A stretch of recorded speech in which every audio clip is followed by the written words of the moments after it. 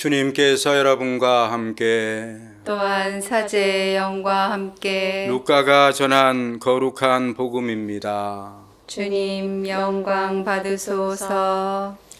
그때 예수님께서 군중에게 말씀하셨다. 너희는 구름이 서쪽에서 올라오는 것을 보면 곧 비가 오겠다 하고 말한다. 과연 그대로 된다.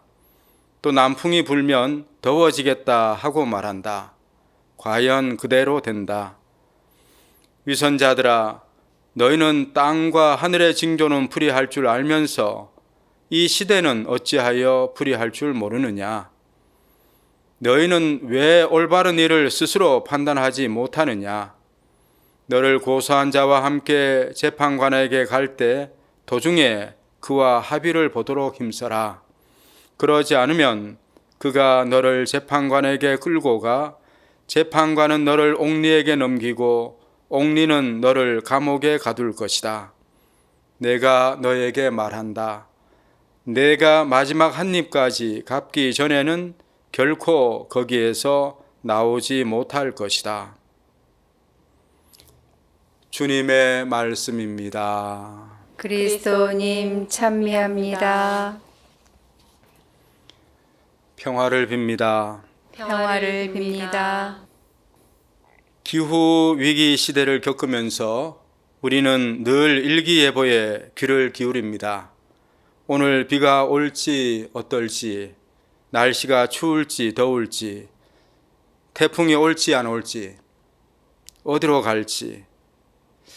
옛적에는 농사 때문에 하늘만 쳐다보고 기우제를 지내곤 하였죠. 바닷가 항구 도시들과 섬에 가면 달력에 특별한 것이 표현되어 있습니다. 소위 물때 달력이죠. 만조와 간조 시간, 일출과 일몰 시간, 월출과 월몰 시간 등이 적혀 있습니다. 오늘 복음에서 예수님께서는 너희는 하늘과 땅의 징조는 풀이할 줄 알면서 라고 말씀하시죠. 지금보다 훨씬 더 자연현상의 영향을 많이 받던 시절에는 경험이 중요한 자리를 차지했습니다.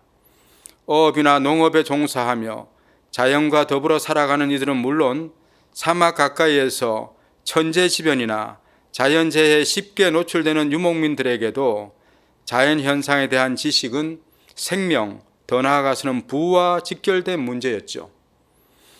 옛날에는 일기예보가 많이 틀렸죠. 오늘날에는 과학 예측 시스템이 발전하여 거의 정확하게 일기예보를 할 정도가 되었으니 예수님의 이 말씀은 오늘날에 더 잘 적용된다고 해도 과언이 아니겠습니다. 과연 그대로 된다. 얼핏 들으면 참 긍정적이고 좋은 표현입니다. 사람들이 읽는 자연현상이 그대로 된다니 상당한 해안이 아닐 수 없습니다. 그만큼 당시 대부분의 사람들이 자연에 대한 지식을 바탕으로 변화와 순리에 적절히 반응하고 대응할 줄 알았다는 말씀이죠.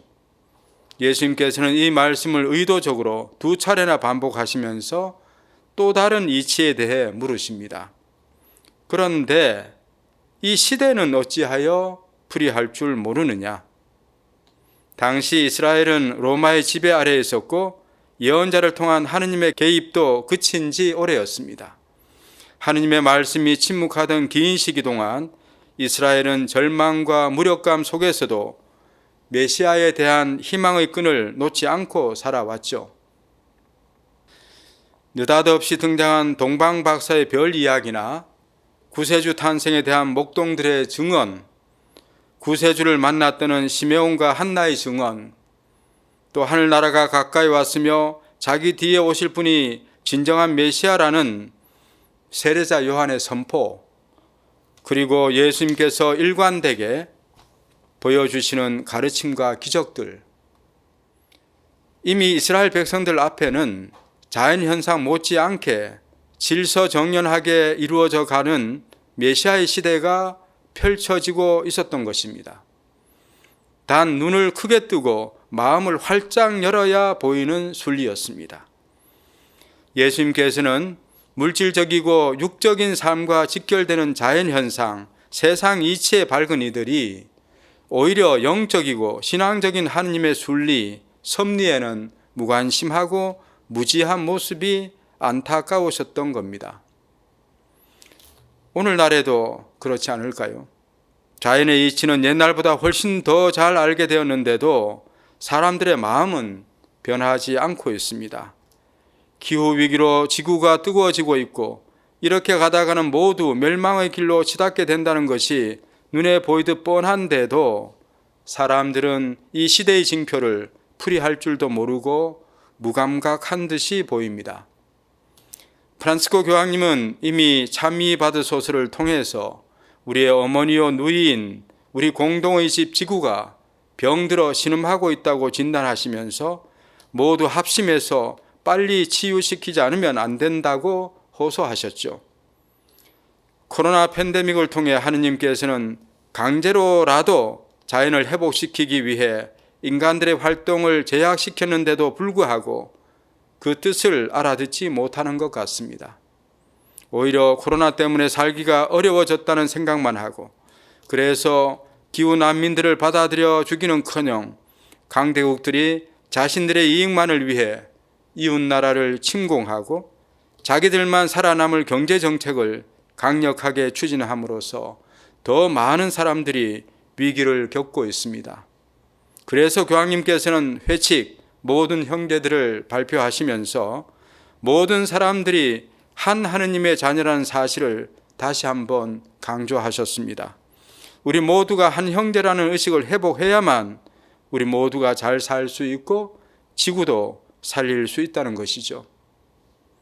사랑하는 형제 여러분, 자연의 이치와 하늘나라의 섭리 사이에서 파도 타기를 하면서 영육 간의 긴장 속에 살아가는 우리는 때론 혼란스러울 수밖에 없겠지만 예수 그리스도를 통한 구원이라는 결말은 이미 우리를 위해 준비되어 있습니다.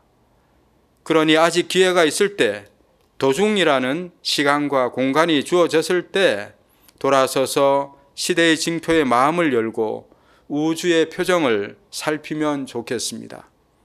아직 도중에 있을 때까지만입니다. 더 이상 돌이킬 수 없을 때가 되면 모두가 멸망으로 이어질 테니까요.